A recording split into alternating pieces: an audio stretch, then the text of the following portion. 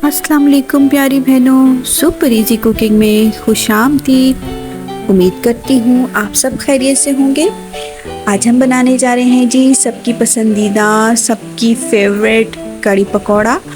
और हम एशियंस की तो बहुत फेवरेट होती है कड़ी पकौड़ा। तो कड़ी पकौड़ा बनाने के लिए मैंने लिया है जी आधा किलो दही, और आधा किलो दही में मैंने डाले हैं 3 चम्मच बेसन के।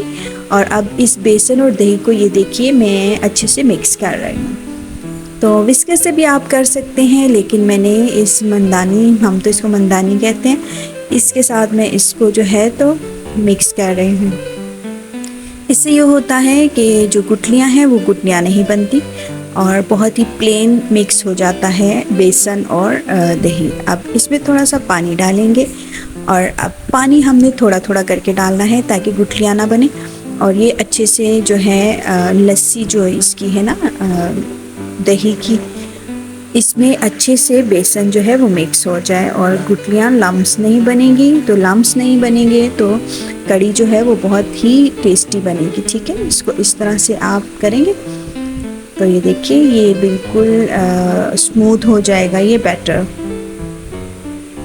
पानी इसमें हम और भी डालेंगे, ठीक है ना। तो अभी पहले हम थोड़ा थोड़ा एक साथ अगर पानी डाल देंगे ना, तो फिर आप जो ये लम्स इसमें बनेंगे, गुठलियाँ बनेगी, तो वो फिर आपको हैंडल नहीं आप कर पाएंगे। तो बस आपने पहले दही डाल के उसमें बेसन डाल के पहले उसको अच्छे से मिक्स करना है, फिर थोड़ा सा पानी डाल के उसको मिक्स कीजिए, और फिर आप इसमें और पानी थोड़ा थोड़ा करके आपने इसमें पानी ऐड कर देना है। तो पानी अगर ज़्यादा भी हो जाए तो कोई बात नहीं, क्योंकि इसको हमने खूब पकाना होता है तो वो फिर खुश्क हो जाता है। तो पानी की फ़िक्र ना कीजिए, पानी अगर ज़्यादा भी हो गया ना आपसे तो कोई इशू नहीं है। अब देखिए इसको हमने, ये कितनी स्मूथ हो गई, ये देखिए कोई लम्स आपको पानी में नज़र नहीं आ रहे, बिल्कुल पानी जो लस्सी और बेसन है ना वो बिल्कुल, ये देखिए कैसे स्मूथ हो गया है, देख रहे हैं आप, ये देखिए जी, ये देखिए। तो बस अब इसको हमने चढ़ा देना है चूल्हे पे, और इसको बॉईल आने तक हमने हिला हिला के इसको पकाना है। इसको स्टेयर करते रहेंगे जब तक इसमें बॉईल नहीं आ जाता। तो बॉईल आने तक हम इसको पका लेंगे। देखिए कड़ी में उबाल आना शुरू हो गए हैं। तो ये देखिए कड़ी काफ़ी थिक हो गई है। अब बस मैं इसको इस तरह करूँगी कि अब इसके लिए हम पकोड़े तैयार कर लेंगे। तो पकोड़े के लिए हमने देखिए यहाँ बेसन ले लिया है। पकोड़े की क्वांटिटी भी आप पे डिपेंड करती है। मैंने एक प्याज और एक ही आलू लेकर उनको पतला पतला सा स्लाइसिस में कट कर लिया है, और 3 चम्मच बेसन लिया है। उसमें मैंने ये आलू और जो प्याज मैंने बारीक काट के रखे हैं वो डाल दूँगी। पहले मैं इनको अच्छे से मिक्स करूँगी। पानी अभी आपने ऐड नहीं करना, और इनमें जो कुछ मसाले हैं वो डालेंगे। इसमें जी डालेंगे हम चंद मसाले, जिसमें शामिल है नमक, आपके टेस्ट के हिसाब से आप डालिए। और इसमें जाएगी जी, ये है जी धनिया, सूखा धनिया है। साथ ही इसमें जाएगा जी जीरा, और इसमें मैं अजवाइन भी डालूँगी, क्योंकि बेसन समटाइम थोड़ा प्रॉब्लम करता है, तो अजवाइन ज़रूर डालिएगा। अजवाइन से ये होगा कि फिर आपको प्रॉब्लम नहीं होगा, डाइजेस्ट होने में खाना आराम से डाइजेस्ट हो जाएगा। ये मैंने अजवाइन डाल दी है इसमें जी मैं चिली फ्लेक्स डालूँगी। सुरख मिर्च मैं नहीं डालूँगी इसमें, आपकी मर्ज़ी, अगर आप डालना चाहें तो डाल लीजिएगा, लेकिन मैं चिली फ्लेक्स डालूँगी। थोड़ा सा चाट मसाला इसमें मैं ऐड करूँगी, और अनारदाना भी आप ज़रूर डालिएगा अगर आपके पास हो। मेरे पास इस वक्त नहीं था तो मैंने ऐड नहीं किया। बस अब हम इन सारी चीज़ों को बेसन के साथ में मिक्स कर लेंगे।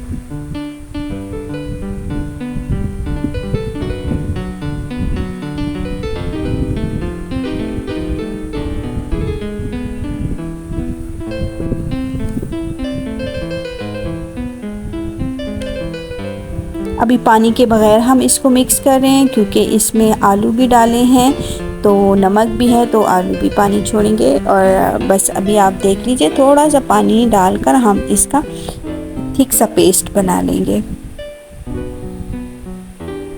ये मैंने इसमें 2 चुटकी सोडा भी डाला है। सोडा डालने से ये होगा कि पकोड़े ज़रा फूले फूले से और सॉफ्ट से बनेंगे तो अच्छे लगेंगे। 2 चुटकी मैंने इसमें बेकिंग सोडा डाला है। ठीक है, अब इसमें थोड़ा सा पानी डालकर हम इसका अच्छा सा बैटर बना लेंगे। बहुत पतला नहीं करना, ठीक है। ये देखिए थोड़ा सा पानी डाला है, इसको मिक्स करेंगे। पानी की थोड़ी रिक्वायरमेंट और है, थोड़ा सा और डालकर ये देखिए थोड़ा थिक सा पेस्ट बनाएंगे। बस ज़रा सा 1 चम्मच पानी डाल के इसी तरह से थिक सा, ये देखिए डो जैसा बन जाएगा। इसको हमने पेस्ट नहीं बनाना है इसका, ठीक है। ये देखिए डो जैसा, बस ये काफ़ी है, बस ये डन। थोड़ा सा पानी ज़रा सा 1 चम्मच के करीब और ऐड कर लेंगे। फ़िलहाल तो मुझे ठीक लग रहा है, लेकिन अगर नीड हुई तो फिर मैं डाल लूँगी, अदरवाइज़ ये बस अब पकौड़ों के लिए ठीक है। और अब चलते हैं कढ़ाई की तरफ। पैन हमने चढ़ा दिया है, घी गरम कर लिया है और अब हम इसमें पकौड़े तल लेंगे। घी बहुत ज़्यादा गरम नहीं रखना आपने, बस दरमियाना गरम होना चाहिए ताकि पकौड़े अच्छे से पक सके अंदर तक, ठीक है। और बस ये खुद ही ना, अब ये पकौड़े चूँकि इसमें मैंने सोडा भी डाल रखा है, तो ये पकौड़े आप देखिएगा खुद ही तेल के ऊपर ना तैरना शुरू हो जाएंगे। तो जब ये खुद ही ऊपर आ जाएंगे तो तब हम इनको फ्लिप कर लेंगे।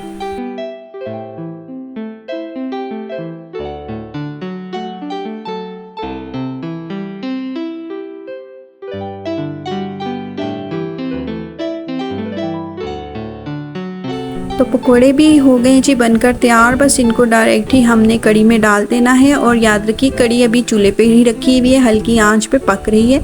मैंने अभी चूल्हा बंद नहीं किया। ये दूसरा पैच भी फ्राई कर लिया है मैंने।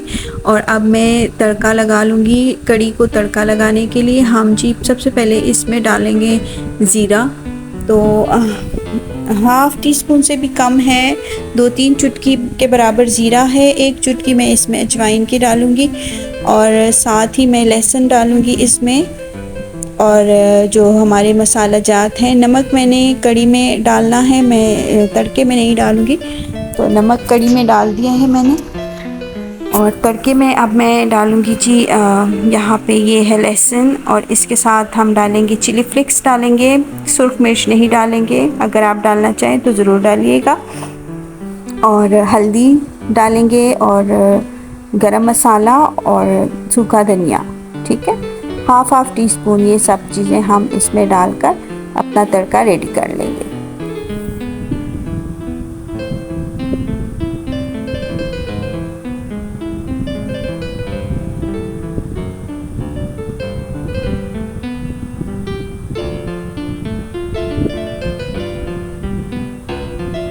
तो मसाले सारे डाल दिए हैं। अब इनको हमने अच्छे से ना ये देखिए लहसुन को भी रंग आ गया है, लहसुन ब्राउन हो गया है, तड़का जो है मसाले भी भुन गए हैं। अब हमने इस मसाले को कढ़ी के ऊपर जो है तड़का जो है वो हम लगाएंगे।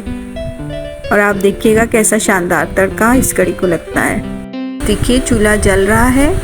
ये कढ़ी को मैं इस चूल्हे पे रख लूँगी। ये देखिए कढ़ी और पकौड़े इसके अंदर देखिए। और आप देखिए जो तड़का है, अब हम कढ़ी को ये तड़का लगाएंगे। ये देखिए जी ये कढ़ी और ये इसके अंदर पकौड़े, और चूल्हा अभी जल रहा है, हल्का सा चूल्हा लगा हुआ है, ठीक है। और इसको अब हम लगाएंगे तड़का।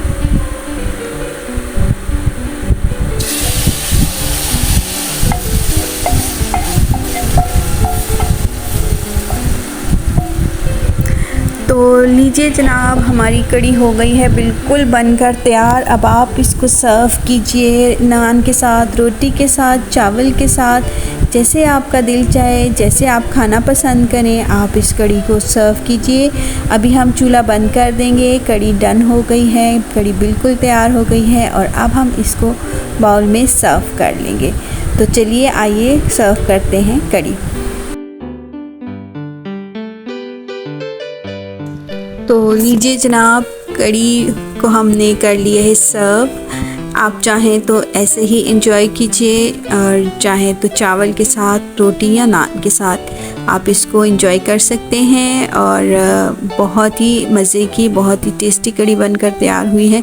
ज़रूर ट्राई कीजिएगा और ट्राई करने के बाद कमेंट में मुझे ज़रूर बताइएगा कि आपको ये कड़ी कैसी लगी, मेरी रेसिपी आपको कैसी लगी। पसंद आए तो लाइक और शेयर ज़रूर कर दीजिएगा। मेरे चैनल सुपर इजी कुकिंग को सब्सक्राइब करना तो हरगिज़ ना भूलिएगा।